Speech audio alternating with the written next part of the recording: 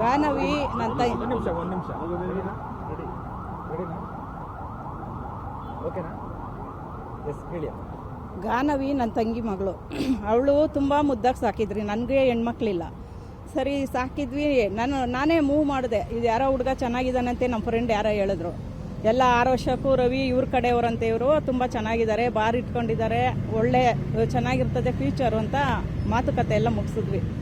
ಆಮೇಲೆ ನಿಮ್ಮ ಮಾತುಕತೆಯಲ್ಲಿ ಅವ್ರು ಏನು ಹೇಳಿಲ್ಲ, ನೀವು ಹುಡುಗಿನ ಕೊಟ್ಟರೆ ಸಾಕು, ಒಂದು ರಿಸೆಪ್ಷನ್ ಮಾಡಿಸ್ಕೊಡ್ರಿ ಪ್ಯಾಲೇಸ್ ಗ್ರೌಂಡಲ್ಲಿ. 50 ಲಕ್ಷ ಖರ್ಚು ಮಾಡಿ ಪ್ಯಾಲೇಸ್ ಗ್ರೌಂಡಲ್ಲಿ ರಿಸೆಪ್ಷನ್ನು ಮಾಡಿಕೊಟ್ವಿ. ಮದುವೆನೂ ಆಯಿತು. ಆಮೇಲೆ ಕಾರ್ಡ್ ಓಡ್ಸೋಕೆ ಮುಂಚೆನೇ ನಾವು ಕೇಳಿದ್ರೆ ಆ ಹುಡುಗ ಅದಕ್ಕೆ ಮುಂಚೆನೇ ಹೇಳ್ತಾ ಇದ್ದ, ಒಡವೆಗಳು ಎಷ್ಟು ಮಾಡಿಸಿದ್ದಾರೆ ನಿನಗೆ, ಏನೇನು ಒಡವೆ ಕೊಡ್ತಾರೆ, ಏನೇನು ಕೊಡ್ತಾವ್ರೆ, ಸೈಟ್ ಕೊಡ್ತಾರಾ, ಕಾರ್ ಕೊಡ್ತಾರಾ ಅಂತ. ಅದೆಲ್ಲ ನಾನು ಕೇಳ್ಬಿಟ್ಟು ಅವ್ರ ಅಮ್ಮಗೆ ಫೋನ್ ಮಾಡಿದೆ, ಹುಡುಗ ಅವ್ರ ಅಮ್ಮಗೆ. ಏನಾದರೂ ನಿಮ್ಮದು ಎಕ್ಸ್ಪೆಕ್ಟೇಷನ್ ಇತ್ತು ಅಂತ ಹೇಳ್ಬಿಡ್ರಿ, ನಾವು ಕಾರ್ಡ್ ಕೊಟ್ಟಿಲ್ಲ, ಇವಾಗಲೂ ನಾವು ಮದುವೆಗೆ ಮುಂದುವರಿಯಲ್ಲ ಅಂತ. ಅಯ್ಯೋ ಏನೂ ಇಲ್ಲಮ್ಮ, ಆ ಥರ ಬರೀ ಹುಡುಗಿನ ಕೊಟ್ಟರೆ ಸಾಕು, ನಮಗೆ ಹುಡುಗಿ ಮದುವೆ ರಿಸೆಪ್ಷನ್ ಮಾಡಿಕೊಟ್ರೆ ಸಾಕು ಅಂತ ಆ ಅಮ್ಮ ಹೇಳಿದ್ಲು. ಸರಿ ಆಯಿತು, ಎಲ್ಲ ಖುಷಿಯಾಗಿ ಮಾಡಿಕೊಟ್ರಿ. ಮದುವೆ ಆಗಿ ಮಾರನೇ ದಿವಸನೇ ಶುರುವಾಯಿತು ಇವನು ಚಂಡತನ, ಇವನು ಗಂಡಸೇ ಅಲ್ಲ ಅಂತ. ಇದು ಏನು ನಾವು ಹೋಟ್ಲಲ್ಲಿ ಯಾವುದಾದ್ರೂ ಇದರಲ್ಲಿ ಫಸ್ಟ್ ನೈಟ್ ಮಾಡಿಕೊಡ್ತೀವಿ ಅಂದರೆ ಇಲ್ಲ ಬೇಡ, ನಮಗೆ ಎಲ್ಲಿ ಮಲ್ಬೇರಿ ಶೇಡು ಇದು ನಂದಿ ಹಿಲ್ಸ್ ಹತ್ರ ಮಾಡಿಕೊಡ್ಬೇಕು, ಅದಕ್ಕೆ 70,000 ಕೊಟ್ಟು ಸರಿ ಆಯಿತು ಅಂತ ಅದಕ್ಕೂ ಮಾಡಿದ್ವಿ. 2 ಡೇಸ್ ಅಲ್ಲೇ ಇರಲಿ ಅಂದರು. ಸರಿ ಆಯಿತು ಅಂತ ಅದಕ್ಕೂ ಒಪ್ಕೊಂಡ್ವಿ. 2 ಡೇಸ್ ಹೋಗಿದ್ದಾನೆ, ಅವನು ಗಂಡಸಲ್ಲ ಅಂತ ಗೊತ್ತಾಯಿತು ಈ ಹುಡುಗಿಗೆ. ಅವನೇನೋ ಅದೆಲ್ಲ ಮುಚ್ಚಿಡಬೇಕು, ನಾನು ಗಂಡಸ್ತನ ತೋರಿಸ್ಬೇಕು, ನನಗೆ ಈಗ ರೀಸೆಂಟಾಗಿ ಆಪ್ರೇಷನ್ ಆಗೈತೆ, ಟೈಮ್ ಬೇಕು ನನಗೆ, ಹಂಗೂ ಮಗು ಆಗಿಲ್ಲ ಅಂದರೆ ಒಂದು IVF ಮಗು ಮಾಡ್ಕೊಳ್ಳೋಣ ಜನಗಳಿಗೆ ತೋರ್ಸೋಕ್ಕೆ.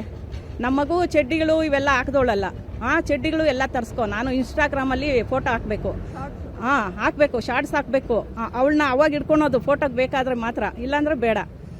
ಅವನೊಂದು ಕಡೆ ಇವಳೊಂದು ಕಡೆ. ಒಂದು ರೀಚಾರ್ಜ್ ಕೂಡ ಮಾಡಿಸ್ತಾ ಇರಲಿಲ್ಲಂತೆ. ಇಲ್ಲ ನಿನ್ಗೇನು ಫೋನ್ ಬೇಕು, ಕೊಡು, ಇಲ್ಲಿ ಅಕೌಂಟಲ್ಲಿ ಎಷ್ಟಿದೆ ನೋಡೋಣ ನಿನ್ನ ಅಕೌಂಟಲ್ಲಿ, ನನಗೆ ತಿಂಗಳಿಗೆ 1.5 ಲಕ್ಷ ಬೇಕು, ನಿನ್ನ ನೋಡಿ ನಾನು ಮದುವೆ ಆಗಿಲ್ಲ, ನಿನ್ನ ಒಡವೆಗಳು ನೋಡಿ KG ಗಟ್ಟಲೆ ಐತಂದ್ರಲ್ಲ, ಅದಕ್ಕೋಸ್ಕರ ನಾನು ಮದುವೆ ಅದೇ, ನಿನ್ನ ಹುಡುಗಿ ಚೆನ್ನಾಗಿದ್ದಾಳೆ ಅಂತ ನಾನು ಮದುವೆ ಆಗಿಲ್ಲ. ಫಸ್ಟು ಒಡವೆಗಳು ಎಷ್ಟು KG ಇದೆಯಾ ಎತ್ಕೊಂಬ, ಆಮೇಲೆ ಕಾರು ಯಾವಾಗ ಕೊಡ್ತಾರೆ ಅಂತ. ಅವರ ಅತ್ತೆ ನಾನೇ ಹೇಳ್ಕೊಟ್ಟೆ, ನಾನು ಒಡವೆಗಳು ಕೇಳು ಅಂತ.